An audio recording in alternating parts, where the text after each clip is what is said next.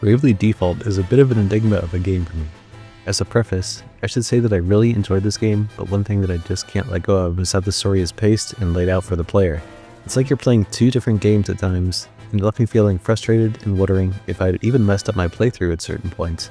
Typically, you'd like your story to flow in a consistent and logical pace to allow the player to digest what is happening and grow attachment to the game's characters and locales, further bringing in immersion. Right from the onset of Bravely Default's story, you were told by a mysterious fairy that you have to promise to stay until the end. Opening the story with such brief ambiguity leads us to already be confused as to the forthcoming events and what sort of foreshadowing this entails. A strange woman is telling you of her failures and reaching out to what appears to be you, the player, and without allowing you to really grasp the gravity of her situation, seemingly perishes into the abyss, calling out to her warriors of light to stave off the darkness that is to come. With each perceived warrior of light going through their own bit of turmoil, with Agnes witnessing the crystal becoming swallowed by darkness, while Ringabel dealing with bouts of amnesia and wondering the origins of his journal, and of a woman he loves but doesn't know who she is, with Adia, the daughter of the Templar of Eternia, who is tasked with finding the Wind Vestal for her father and to prove her worth as a warrior to him and her country. Lastly, Tiz, who seems to be a simple man who loses his brother to the chasm of Norende, and his friends and family to a disaster to which we do not know the cause.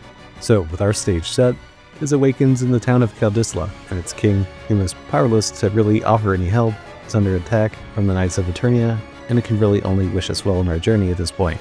Naturally, Tiz is drawn back to Norende to lament his loss and to look for survivors, only to find nothing but death and a grim reminder of what had happened. There, he also meets Agnes, who is praying for help.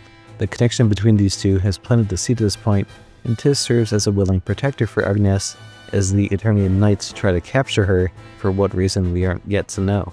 One aspect I did like as someone new to Bravely Default was how they used the job classes with each of the sub-bosses in each story area and tied it into the game's plot. The Eternian Sky Knights, for example, with White Mage, Holly White, Monk, Barris Lair, within the game's first chapter provided some much needed urgency, while the game's world building is told through interactions with its sub-bosses and main questline, and also party chats, which in my experience is a bit more unconventional way to do it, but lends to an overall solid story structure in the game's early parts to help tie things together. It's also learned that the crystals, at least from a religious standpoint, seem to have lost some of their influence in the world. As a result, so have the Vestals. The darkness seen earlier has also corrupted the land's water, air, fire, and earth, and if it were to be left alone, then the world would cease to exist as it were. Aerie, the Christ Fairy, also serves as Agnes' guide to help restore the balance to the world and help bring light to the darkness that exists. Tiz also sees Agnes as a ray of light, and Agnes sees Tiz as her warrior of light, so to speak. See what they did there? Aerie's prediction was right, as she suggested, but how can one fairy know so much this early? For now, let's just call him a miracle man. A reluctant heroes as they were, and must fight the thorn in the side of Kaldisla, the Eternian Sky Knights. While they intend to take Agnes to Lantana Villa for God knows what, and the dialogue between Holly and Barris does help flesh them out and give them some extra personality, giving the character asterisk battles is also a given challenge and forcing you to understand the Brave and Default system of combat, which also helps cement the importance of understanding why these battles matter. The pacing of the early chapters of the game keeps the pace flowing well, and after defeating Holly and Barris, the next area is the villa, but the town is also under attack by the Black Mage Ominous Crow, who again is a unique character bringing life to another job class and your next roadblock in the story. We also meet the enigma that is Ringabel, who already knows of us and where we need to go, and he also seems to have some sort of relationship with a girl who takes orders from Ominous. His background is uncertain, but his personality gives the party a dynamic that it didn't have before, and I personally found him interesting and humorous, like how he thinks he's God's gift to women, and how much he adores the woman with Ominous and his goofy pompadour.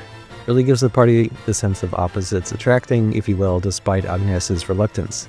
Ominous also highlights his insecurities against women, as he is constantly disobeyed by Holly, and now the girl with him who is the Grand Marshal's daughter.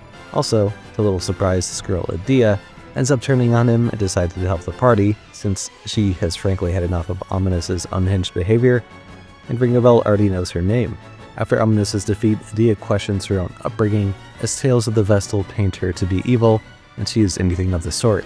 So, she sets out to join us and find out what the world is really like, and win a personal growth and gaining an understanding that things aren't always so black and white.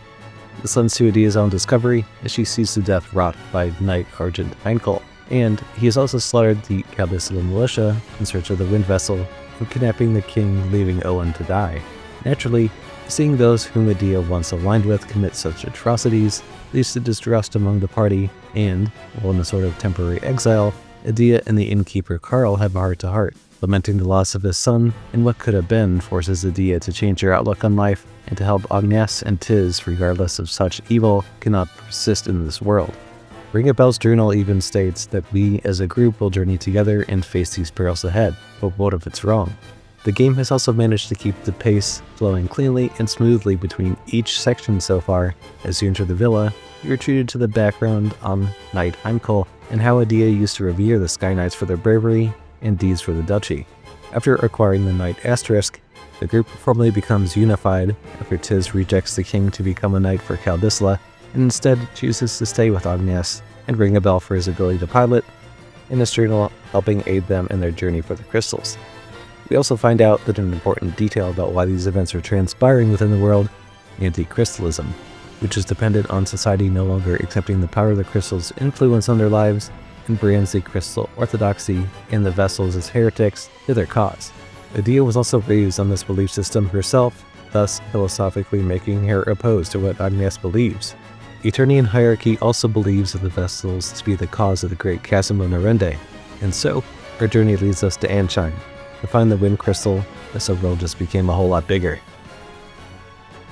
It is here we learned about Ansheim itself and its reliance on the Wind Temple for its way of life and its adoration of time, and we also are finally shown the Grand Marshal and his henchmen as it is learned that the Sky Knights have fallen and Medea has been lost, and it is now up to Kamer and the Merchant Ministry to try and capture the vessel before it's too late.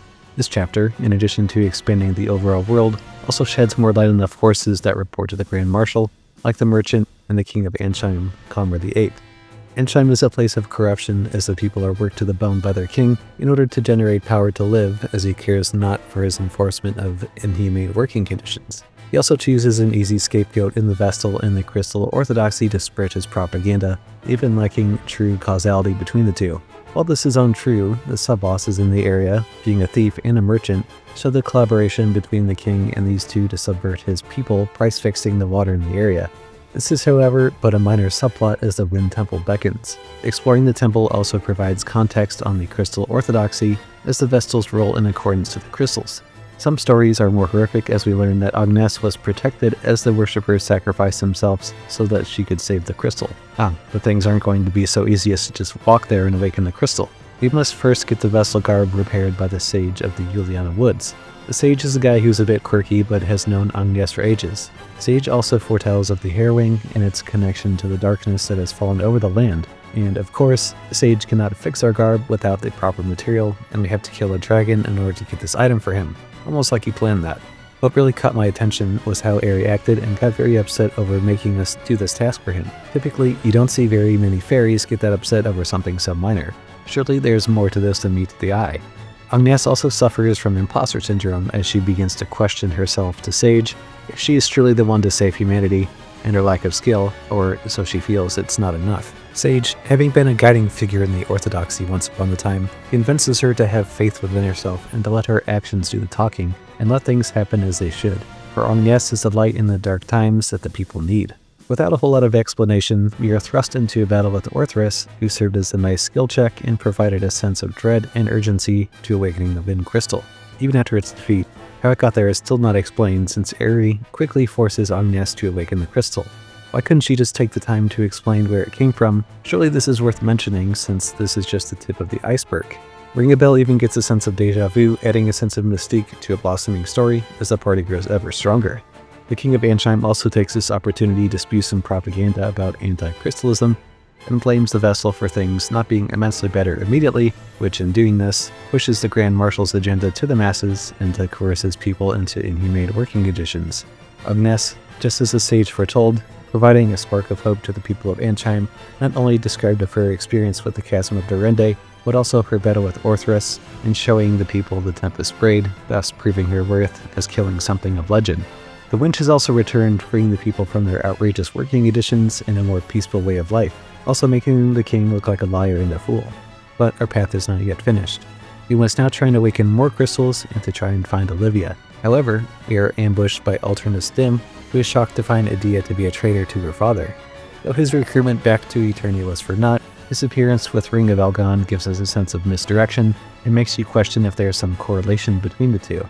As his efforts to take Adia and Agnes back, the Echelon is then sabotaged and we can't advance to our next objective just yet, of what lies ahead going through the Maisma.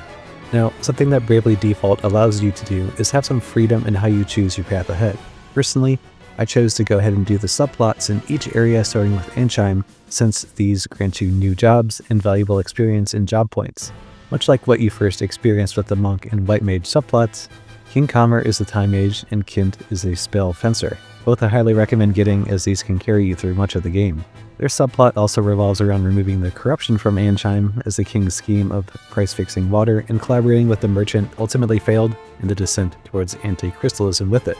And ultimately challenging battle with a satisfying end, as Kamer was particularly evil, and that really helped it drive the narrative early on and made you particularly hate them. It also gives you further perspective that if this is one of the lower tiers of the Grand Marshal's forces, then the upcoming battles will surely be even more perilous.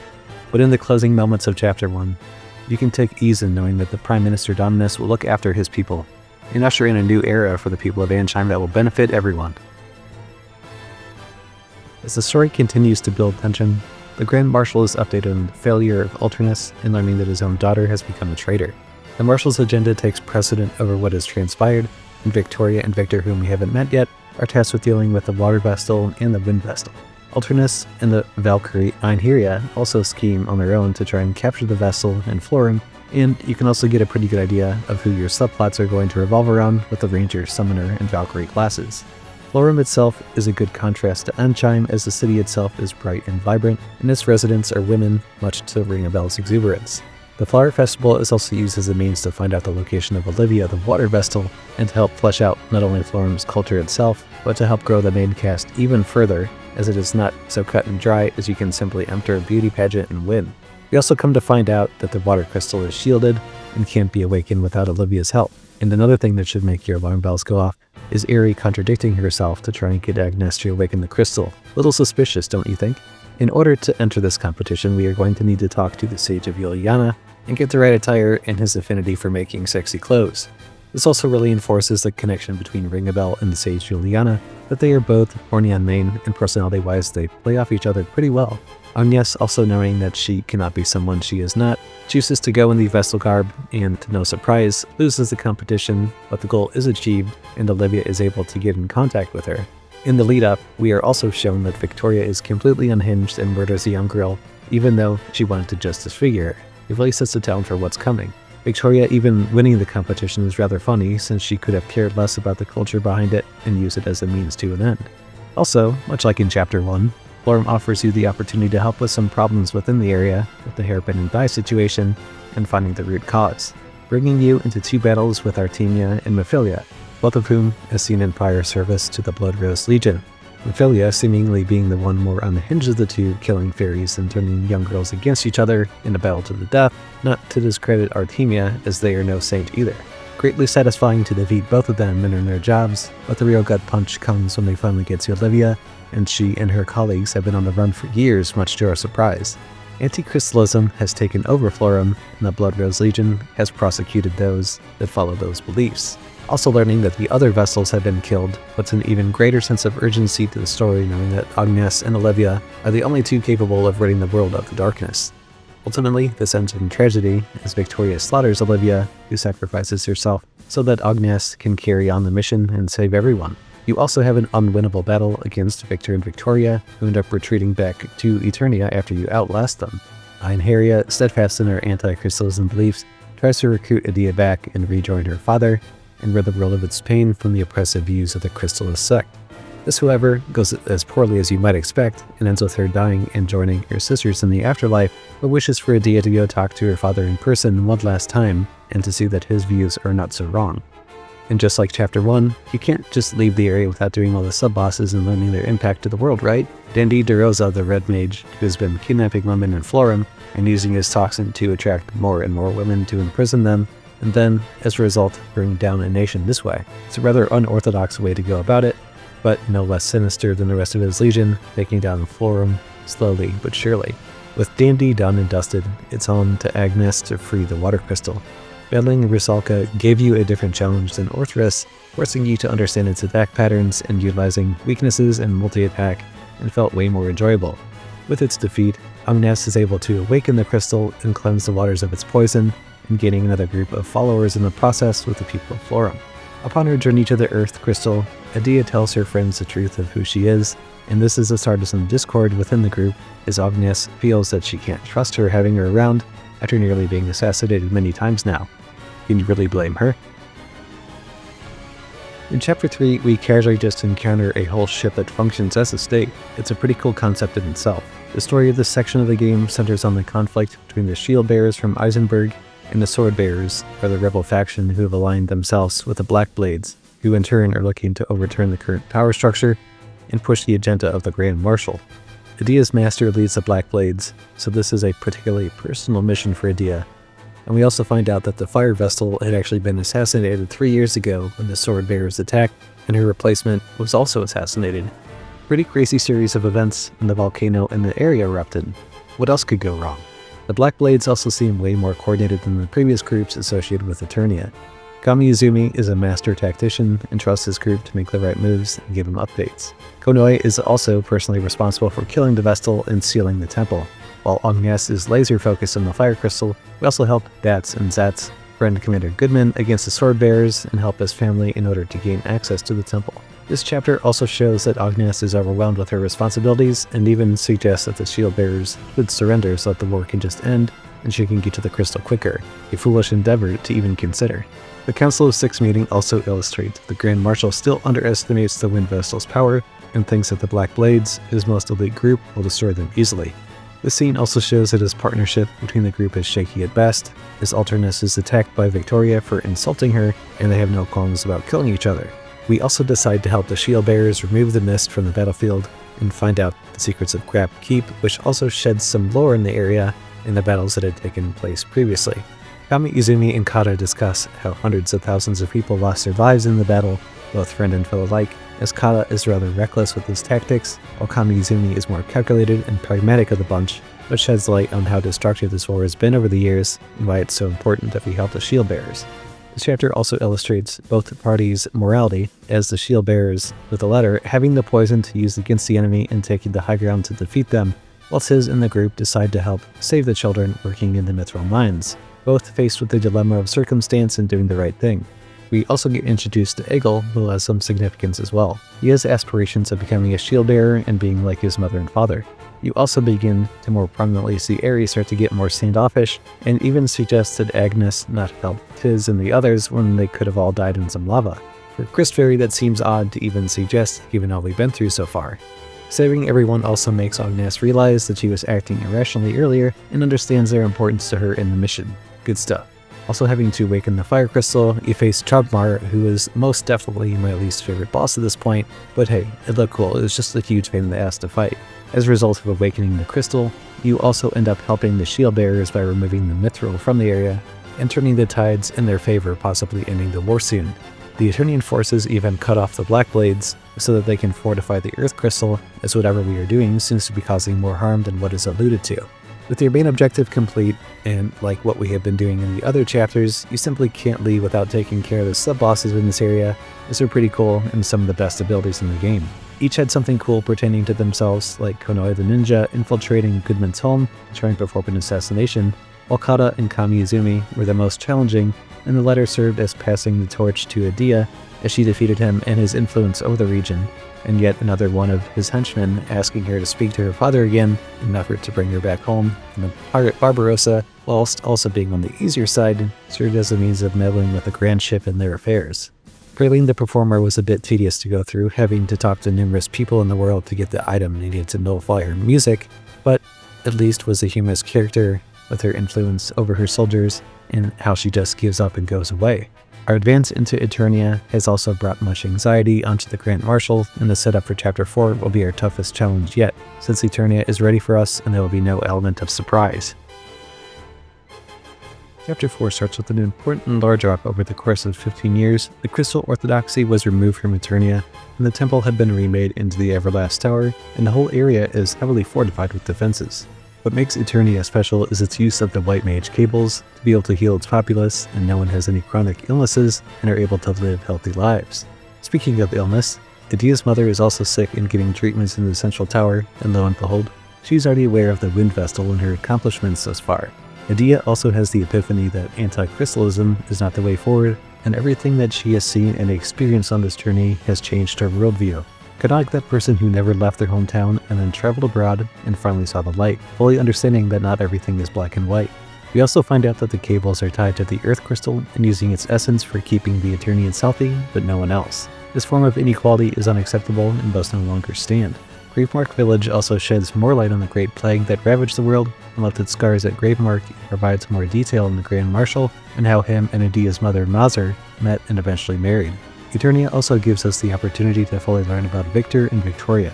You almost feel bad learning about Victoria, as illustrated by Victor. The Grand Marshal took her in, and in poor health, abandoned by those around her, Victor was able to fix her up, but at the cost of her being in slightly worse physical condition than before, but also grew affectionate towards her and becoming close. It's a bit of a strange dynamic between them, truthfully. Not only that, but this chapter helps bring even more depth to the Grand Marshal and his dealings with Count de Rosso, and his journey to become Grand Marshal, and his relationship with Sage Juliana and the Council of Six.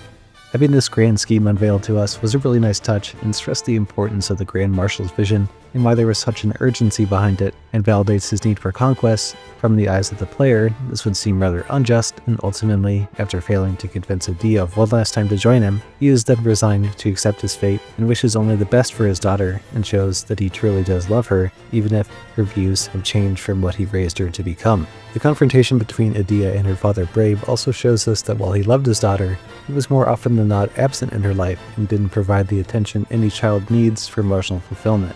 However, in putting her with the Sky Knights, this was his way of putting his faith and trust with his daughter, and to let her grow into a leader like him. While unfortunately, all this sweet talk didn't lead to anyone changing their minds, upon Brave's defeat, De Rosso and Mazur arrive, with the latter agreeing that she should continue on with her journey and not to worry about her, which, as it turns out, is not affected by awakening the Earth Crystal. Even further adding to the depth of this chapter were the notes in Everlast Tower about Brave's uprising against crystalism and his coordination with each of his factions to take over the realm really helps understand him better, even though he is now defeated, and this legacy was really impressive.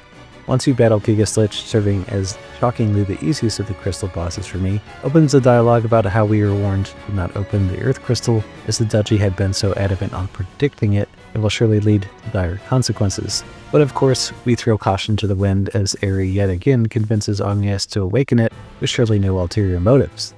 Aerie also tells us it is now time to go into the Great Pillar of Light, and place her brooch into it, and rid the world of darkness, and close the Great Chasm.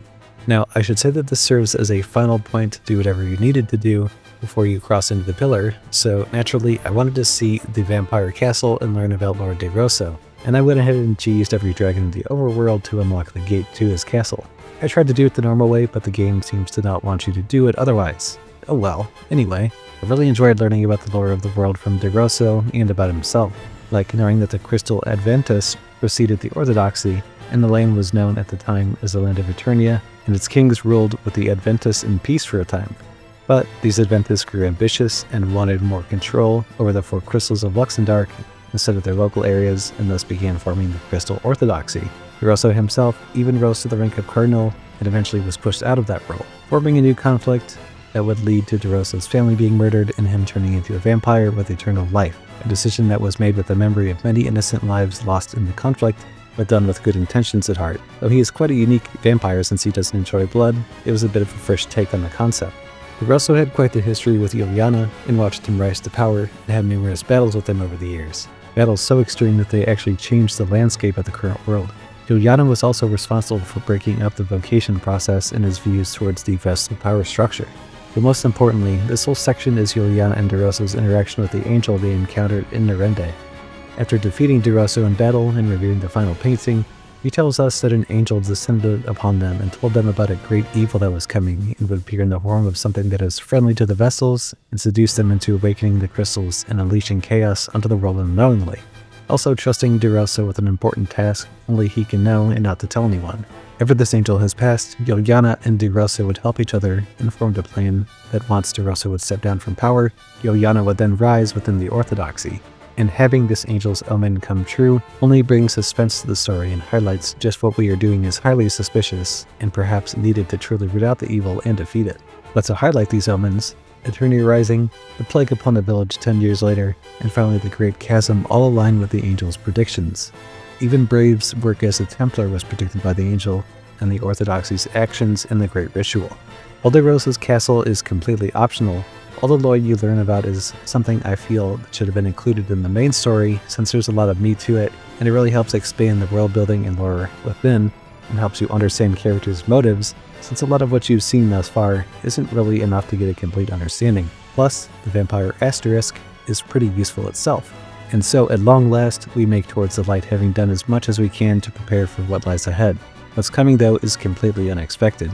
Alternus makes an attempt to thwart us going into the light, and through his battle we come to find that Alternus is Ringabel. He also has the same journal as Ringabel too. We aren't going to get the answer we need now as Aerie pulls us through the light and we get into chapter 5 with a few unanswered questions. Awakening with Tiz by himself in the inn at Kaldisla and finding out that the Knights of Eternia have been attacking the city certainly had me feeling a bit puzzled. Even finding that Egil is nowhere near and the innkeep doesn't even know who they are. Where exactly are we? Everyone that we were with prior knew about the events that happened, but no one else does, and the world acts as if we never did anything at all. You will also run into all the familiar faces you had before with some newer dialogue, and even discover some relationships you never thought existed, such as the case with Haldi and Barris. But you quickly discover that outside of that, not much else has really changed, at least so far. In this world, Olivia has already died, but under different circumstances than we previously experienced, and without Agnes, there really wouldn't be any hope of saving it. Also, another familiar encounter, Sage brings up in another important point. This is the third time that we've met. Meeting in a more secret place away from prying eyes, the truth is laid bare. Agnes is not from this world. Sage has already met another version of Agnes from another world, more than 1,000 years apart, much to our surprise. Sage recounts the telling of DeRosa's story from a different angle, as he was there to also encounter the angel who bears resemblance to Agnes. Upon learning from the angel that the harnessing of the power of the crystals can lead to the harrowing, even the sage living all these years still does not know what the harrowing means, or what will become, that the omens have been happening, and our actions to this point line up to causing it to happen. The important thing to note, always question the action you take, as they will affect those around you.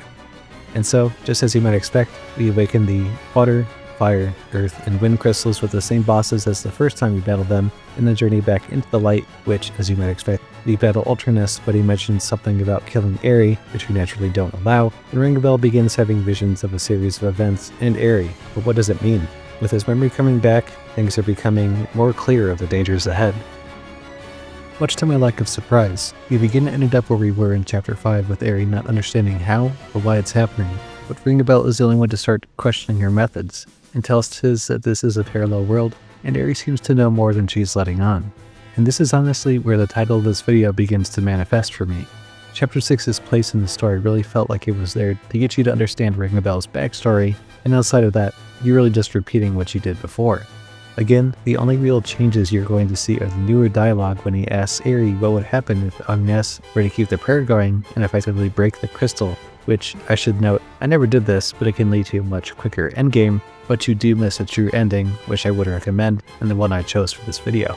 With his memory returned, Ringabel understands where he came from and the dangers Aerie will unleash, and asks Tiz to only tell Agnes when the timing is right to avoid any suspicions. The only place that this can be done is in the cave with the sage, who interprets this as Tiz wants to put the moves on Agnes, and for all of his importance, the sage is still horny in every timeline it seems. Anyway, the key interaction for this meeting is Sage informing us that the angel was deceived by the evil one. The sage also suggests that Agnes's medallion has the power to destroy the crystals, but they still regenerate after thousands of years, and hence that we do have the power to disobey, which is nice, and a bit of foreshadowing for what is to come. Aerie even tries to pry some information from Agnes, who is smartly redirected by Ringabel to congratulate Tiz and Agnes on their affectionate endeavor in the cave, which turns out to be the ultimate distraction since everyone bought into it. After awakening the Earth Crystal and heading back through the Pillar of Light, the group's resolve is steadfast and will follow Agnes to to whatever path she chooses, and their trust with each other is now unwavering. By Chapter 7, both the party and you the player are well fed up with having to do the same old song and dance again, as you've been through 4 worlds now and have fought the same bosses time and time again, with little variations save for the development with Ring-a-Bell and Sage, which, in the scope of things, isn't as bonding banal as it should be and should have felt like. To speak quite frankly, I just speedran each of the temples as fast as I could in this chapter, since I felt like the game was trying to gaslight me or test my sanity, but I was determined to see the true ending since I heard about how good it was. I legitimately only felt like doing one sub-boss for the whole chapter, and that was okay, but it really only reinforced that the cutscene after Kin's defeat in Eternia wasn't that exciting for lore, but honestly, it wasn't worth the effort either. This one in particular just showed that in this other world, the henchmen of the Grand Marshal just acted a little differently in their hierarchy.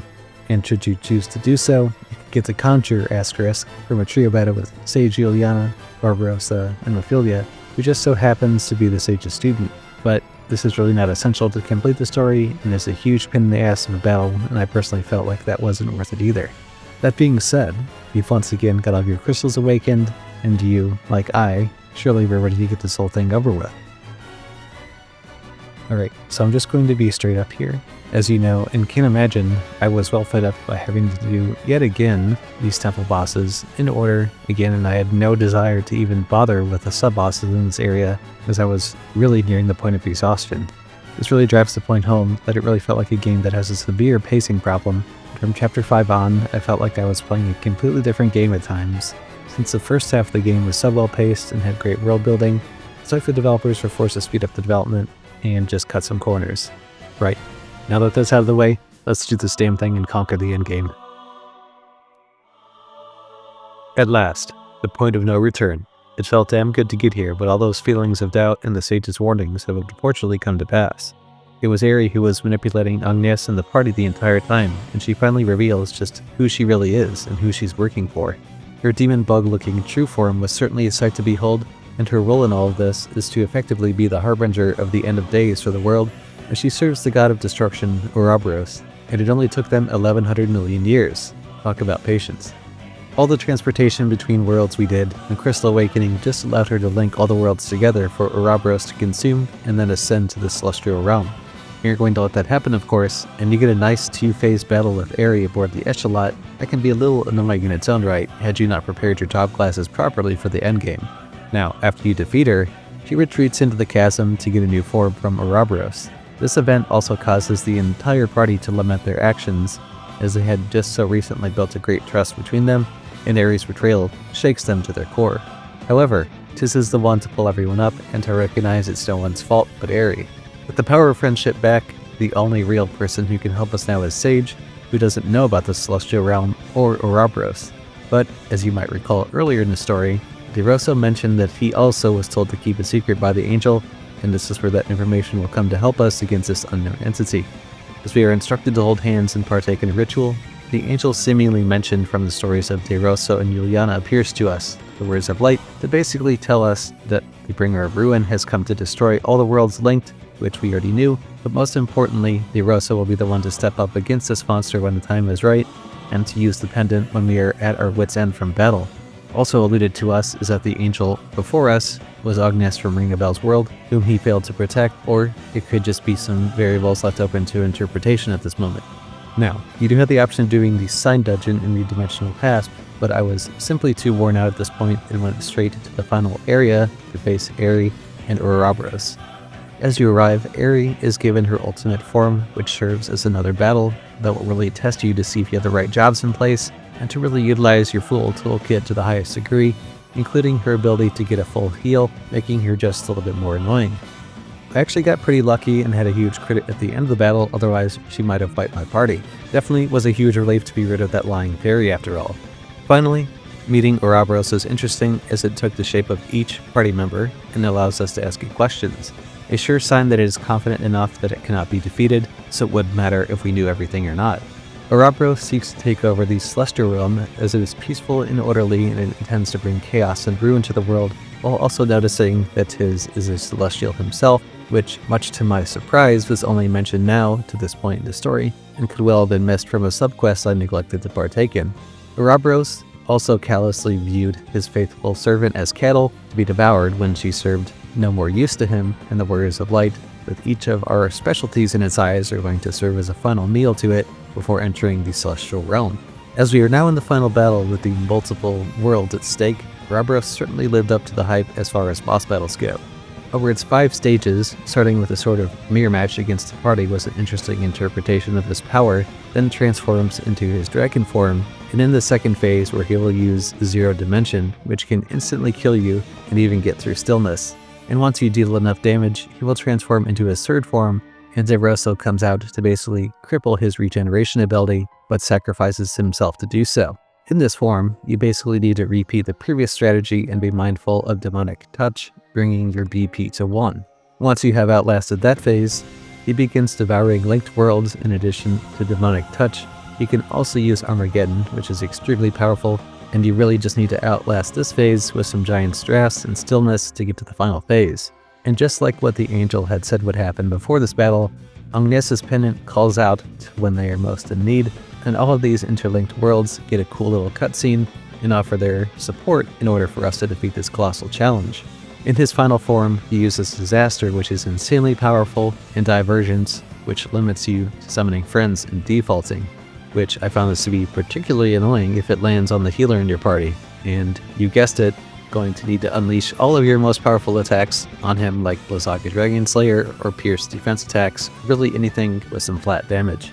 What a relief that that's over now, huh? It felt like a marathon of a battle, and at last you awaken with the angel thanking you for defeating this beast and setting you free as you've done your duty as Warriors of Light. Meeting back with Sage also laments the loss of his friend De Rosso and their plan set forth by the angel's vision so long ago, but he gives us a choice of which world we would like to go back to and helps us on our way. Each Warrior of Light in the post-credit scene seems to have gone their separate ways in different worlds, with Agnes back to becoming her old Wind Vestal self with the Orthodoxy, and Adia back with her family, vowing to advance her father's ideals, and Ringabel going back to save Agnes from his timeline that he couldn't before. Tiz is also back in Kaldisla with Egil, and before they can enjoy the festivities, he mentions that he has to return something that he borrowed, and goes back to the graveyard, fall into sort of like a comatose state with a beam of light leaving his body, which can be interpreted as his celestial inhabiting him for the entirety of the game, leaving him as a job is now done. Oh, and I did like how it ended with Ares' sister popping up at the end of the credits, heavily hinting that something far worse could be coming. I really can't wait to try the next game in this series. Bravely Default, despite its inconsistent pacing of the story, provided what felt like a fresh take on old-school Final Fantasy, and its art direction with its towns and worlds and chibi-style characters made me feel like I was playing something out of a fairy tale. Its use of the job system and giving these jobs some interesting character personalities behind it really helped enhance the experience, since when you first hear about jobs as a Final Fantasy fan, your mind goes right to Final Fantasy V, with its unique spin on it, truly shows that it is the spiritual successor to Final Fantasy. This also applies for Bravely Default's use of crystals, item name, and spells. It was even supposed to be a Final Fantasy game called 4 Heroes of Light, but it was changed to its own IP. Its fresh take on turn-based combat with the Bravely Default system took a bit of getting used to, but when it clicks with you, it's really quite fun, and combat was one of the things I enjoyed most about the game. So really, while this is not a Final Fantasy game, it's the most Final Fantasy a game could be without being one itself, and to me, that's a really good thing. I came into this having always wanted to try this series, and the Switch 2 gave me a way in, like I mentioned before. The only real downside to this game is the pacing, which made you feel like you're playing 2 different games until you get to the end game, and to me, that's a really good thing. But it did manage to stick the landing and lead me to a truly satisfying JRPG journey, which is just what I was looking for. If you're on the fence about this game, I hope I at least give you some food for thought and make you make the jump yourself. Square pricing it at $40 as a launch title was my deciding factor, and not to mention positive word of mouth. Thanks for watching, and if you've enjoyed the video, please remember to like and subscribe, and I'll catch you on the next video. Snarf Soldier 17, out.